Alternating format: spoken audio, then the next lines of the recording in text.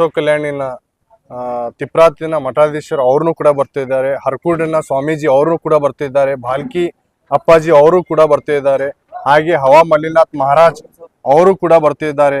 ಮತ್ತೆ ಬಹಳಷ್ಟು ಸೂಫಿ ಸಂತ ಸೈಯದ್ ಅನ್ವರುಲ್ಲಾ ಹುಸೈನಿ ಅವರು ಕೂಡ ಬರ್ತಿದ್ದಾರೆ. ಅದೇ ರೀತಿಯಾಗಿ ಬಸವ ಕಲ್ಯಾಣ್ ಖಾಜಾ ಜಿಯಾವುಲ್ ಹಸನ್ ಜಾಗೀರ್ದಾರ್ ಸೈಯದ್ ಅಹಮದ್ ಪಾಷಾ ಖಾದ್ರಿ ಹುನ್ನಾಬಾದ್ನಿಂದ ಅವರು ಕೂಡ ಬರ್ತಿದ್ದಾರೆ. ಸಿರಾಜ್ ಬಾಬಾ ಗುಲ್ಬರ್ಗದಿಂದ ಅವ್ರನ್ನೂ ಬರ್ತಿದ್ದಾರೆ. ಮತ್ತೆ ನಮ್ಮ ಗುಲ್ಬರ್ಗದ ಬಂದಾ ನವಾಜ್ ದರ್ಗಾದ ಗುಲ್ಬರ್ಗ ಸಜ್ಜಾದಿ ನಶೀನಾದ ಖಾಜ್ ಅಲಿ ಪಾಷಾ ಸಾಬ್ ಅವರು ಕೂಡ ಬರ್ತಿದ್ದಾರೆ. ಬಹಳಷ್ಟು ಸೂಫಿ ಸಂತ್ ಬರ್ತಿದ್ದಾರೆ. ಇದು ಕಾರ್ಯಕ್ರಮ ಮಾಡೋದ ಉದ್ದೇಶ ಏನೆಂದರೆ ಪ್ರಾಫಿಟ್ ಮೊಹಮ್ಮದ್ ಸಲ್ಲಲ್ಲಾಹು ಅಲೈಹಿ ವಸಲ್ಲಂ ಅವರ 1500 ವರ್ಷ ಇದು ಆಗಿನ ಕಡೆಯಿಂದ ಇದು ಮಾಡ್ತಿದ್ದೇವೆ. ಇದ್ರ ಮಾಡೋದ್ ಮೇನ್ ಉದ್ದೇಶ ಅಂದರೆ ಈ ನಾಡಿನಲ್ಲಿ ಇದು ಬಸವೇಶ್ವರ ನಾಡು. ಇಲ್ಲಿ ಎಲ್ಲಾ ತರಹದ ಇದು ಸೂಫಿ ಸಂತರ ನಾಡಿದೆ. ಇಲ್ಲಿ ಎಲ್ಲ ಭಾಯಿಚಾರ ಇರಬೇಕು.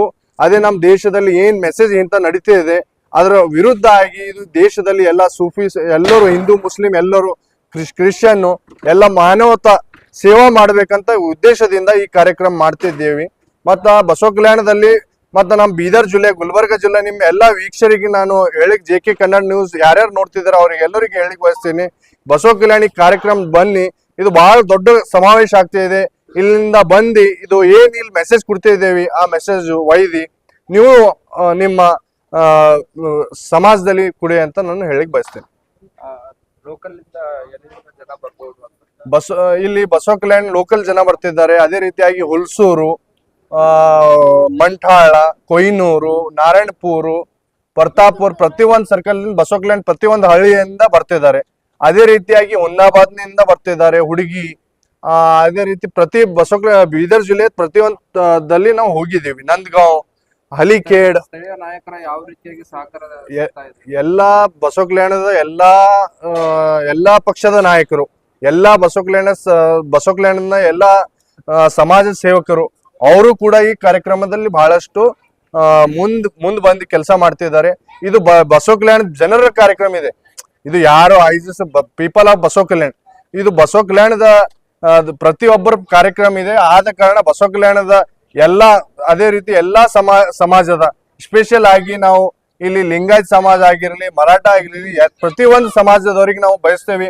ಇದು ಒಂದು ಸಮಾಜದ ಕಾರ್ಯಕ್ರಮ ಇಲ್ಲ, ಇದು ಎಲ್ಲಾ ಸಮಾಜದ ಕಾರ್ಯಕ್ರಮದ. ಇದು ಮಾನವತೆಗಾಗಿ ನಾವು ಕೆಲಸ ಮಾಡ್ತಿದ್ದೇವೆ. ಇದು ಮಾನವತೆಗಾಗಿ ಇಲ್ಲಿ ಬರುವಂತರಿಗೆ ಎಲ್ಲ ಒಂದು ಫೆಸಿಲಿಟಿ ಇದೆ. ಇಲ್ಲಿ ಒಂದು ಸಮಾಜದ ಗುರುಗಳು ಬರ್ತಿಲ್ಲ, ಪ್ರತಿಯೊಂದು ಸಮಾಜದ ಗುರುಗಳು ಕೂಡ ಬರ್ತಿದ್ದಾರೆ, ಪ್ರತಿಯೊಬ್ಬ ಹಿರಿಯರು ಕೂಡ ಬರ್ತಿದ್ದಾರೆ. ಹುಮ್ನಾಬಾದ್, ಭಾಲ್ಕಿ, ಬೀದರ್ ಆಗಿರ್ಬೋದು, ಇಲ್ಲಿನ ನಾಯಕರು ಯಾವ ರೀತಿಯಾಗಿ ಸಹಕಾರ ನೀಡ್ತಾ ಇದ್ದಾರೆ? ಬಹಳಷ್ಟು ಸಹಕಾರ ಕೊಡ್ತಿದ್ದಾರೆ. ಅವ್ರ ಹುಮ್ನಾಬಾದ್ ಆಗ್ಲಿ, ರಾಜಶೇಖರ್ ಪಾಟೀಲ್ ಸರ್ ಆಗ್ಲಿ, ಸಿದ್ದು ಪಾಟೀಲ್ ಸಾಬ್ ಆಗ್ಲಿ, ಭೀಮಣ್ಣ ಸರ್ ಆಗ್ಲಿ, ಮತ್ ನಮ್ ಈಶ್ವರ್ ಖಂಡ್ರೆ ಸರ್ ಅವ್ರನ್ನು ಇರ್ಲಿ, ಅವ್ರನ್ನು ಕೂಡ ಅವ್ರ ಕಡೆಯಿಂದ ನಾವು ಅವ್ರಿಗೆ ಹೋಗಿ ಈಶ್ವರ್ ಖಂಡ್ರೆ ನಮ್ಮ ರಾಜಶೇಖರ್ ಪಾಟೀಲ್ ಸರ್ ಅವ್ರಿಗೂ ಭೇಟಿಯಾಗಿದ್ದೀವಿ. ಅವ್ರನ್ನು ಅಲ್ಲಿಂದ ಜನರ ಗಾಡಿ ಕಳಿಸ್ತಾ ಅಂತ ಹೇಳಿದ್ದಾರೆ. ಅದೇ ರೀತಿಯಲ್ಲಿ ಆರ್ಗನೈಸೇಷನ್ ಕಮಿಟಿದಿಂದ ಅಬ್ದುಲ್ ಮನ್ನಾನ್ ಸೇಠ್ ಅವರು ಕೂಡ ಶಾಹೀನ್ ಗ್ರೂಪ್ ವತಿಯಿಂದ ಒಂದು 50 ಬಸ್ ನೀಡಿದ್ದಾರೆ.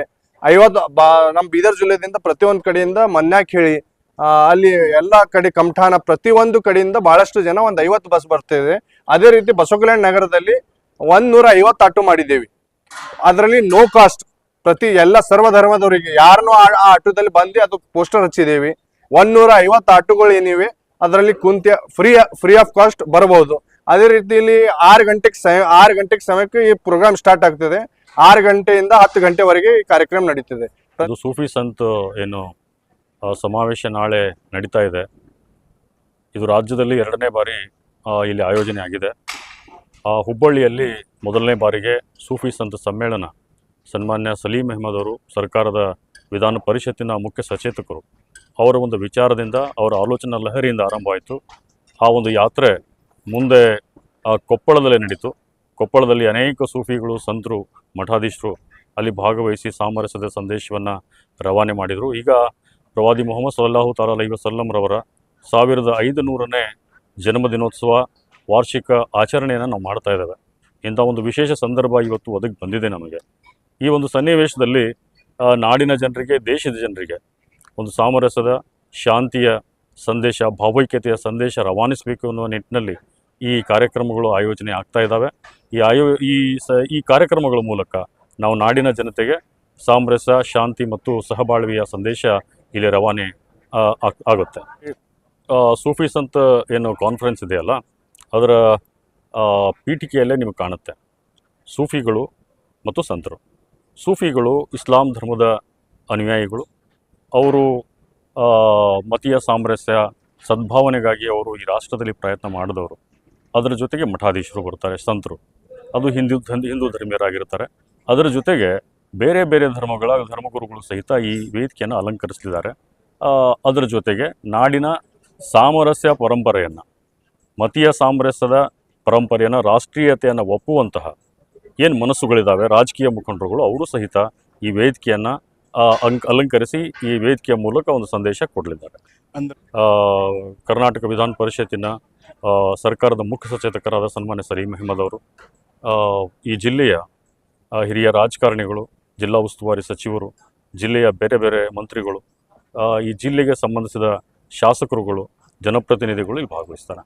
ಏನು ರಾಜಕೀಯ ಗಣ್ಯರು ಬರ್ತಾರೆ ಅಂದರೆ ಏನೋ ರಾಜಕೀಯ ಕಾರ್ಯಕ್ರಮ ನಡೆದಿದೆ ಅಂತ? ಇಲ್ಲ, ಹಾಗೇನಿಲ್ಲ. ರಾಜಕೀಯ ಕಾರ್ಯಕ್ರಮ ಅಂತೂ ಅಲ್ವೇ ಅಲ್ಲ. ಇದು ಧಾರ್ಮಿಕ ಸೌಹಾರ್ದತೆಯ ಬಗ್ಗೆ, ರಾಷ್ಟ್ರವನ್ನು ಕಟ್ಟುವಂಥ ಮಾತುಗಳು ನಾಳೆ ನಡೀತವೆ. ರಾಷ್ಟ್ರವನ್ನು ಕಟ್ಟುವಂಥ ಮಾತುಗಳು, ಮನಸ್ಸುಗಳನ್ನು ಕಟ್ಟುವಂಥ ಮಾತುಗಳು. ಈಗೇನೋ ಸದ್ಯ ಪರಿಸ್ಥಿತಿಯಲ್ಲಿ ಧಾರ್ಮಿಕ ಸಹಿಷ್ಣುತೆ ಸ್ವಲ್ಪ ಕಂದಕಗಳು ಮೂಡ್ತಾ ಇದ್ದಾವೆ. ಆ ಕಂದಕಗಳನ್ನು ಕೊನೆಗಾಣಬೇಕು. ಅದರ ಜೊತೆಗೆ ಈ ಪ್ರವಾದಿ ಮೊಹಮ್ಮದ್ ಅವರ ಸಂದೇಶಗಳೇನಿದಾವಲ್ಲ, ಆ ಸಂದೇಶವನ್ನು ಇಲ್ಲಿ ಪಸರಿಸುವ ನಿಟ್ಟಿನಲ್ಲಿ ನಾಳೆ ಕಾರ್ಯಕ್ರಮ ಇಲ್ಲ ಆಗ್ತದೆ. ಎಷ್ಟು ಜನ ಬರುವಂಥ ನಿರೀಕ್ಷೆ ಇದೆ ಮತ್ತು ಅವರಿಗೆಲ್ಲ ಏನೆಲ್ಲ ವ್ಯವಸ್ಥೆ ಮಾಡಿಸಲಾಗಿದೆ? ಎಷ್ಟು ಜನ ವ್ಯಾಲೆಂಟಿಯರ್ಸ್ ಇದ್ದಾರೆ? ಸುಮಾರು 25,000ಕ್ಕಿಂತ ಹೆಚ್ಚು ಜನಸಂಖ್ಯೆ ಇಲ್ಲಿ ಸೇರುವ ನಿರೀಕ್ಷೆಯನ್ನು ಹೊಂದಿದ್ದೇವೆ. ಅದಕ್ಕೆಲ್ಲ ವ್ಯವಸ್ಥೆಗಳನ್ನು ಸಂಘಟಕರು ಮಾಡಿಕೊಂಡಿದ್ದಾರೆ. ಈ ಬೃಹತ್ ವೇದಿಕೆಯಲ್ಲಿ ಸುಮಾರು 150 ಜನ ಕೂಡುವಂಥ ಎಲ್ಲ ವ್ಯವಸ್ಥೆ ಇದೆ. ವಿವಿಧ ಸಮಿತಿಗಳನ್ನು ಸಂಘಟಕರು ಮಾಡಿಕೊಂಡಿದ್ದಾರೆ. ಆ ವೇದಿಕೆಗಳ ಮೂಲಕ ಈ ಕಾರ್ಯಕ್ರಮವನ್ನು ನಡೆಸುವಂಥ ಎಲ್ಲ ಪ್ರಯತ್ನ ಸಂಘಟಕರು ಸುಮಾರು 15-20 ದಿನಗಳಿಂದ ಮಾಡ್ತಾ ಇದ್ದಾರೆ. ಅಂದರೆ ಆಯೋಜನೆಯಲ್ಲಿ ಏನೇನು ವ್ಯವಸ್ಥೆ ಇದೆ? ಆಯೋಜನೆಯಲ್ಲಿ ಅನೇಕ ಸಮಿತಿಗಳಿದ್ದಾವೆ. ಬಂದಂಥ ಜನರಿಗೆ ಕೂತ್ಕೊಳ್ಳಿಕ್ಕೆ ಚೇರ್ಗಳಿದ್ದಾವೆ, ಕುರ್ಚಿಗಳಿದ್ದಾವೆ. ಆನಂತರ ನೀರಿನ ವ್ಯವಸ್ಥೆ ಮಾಡಲಾಗಿದೆ, ಊಟದ ವ್ಯವಸ್ಥೆನೂ ಕೂಡ ಮಾಡಿದ್ದಾರೆ.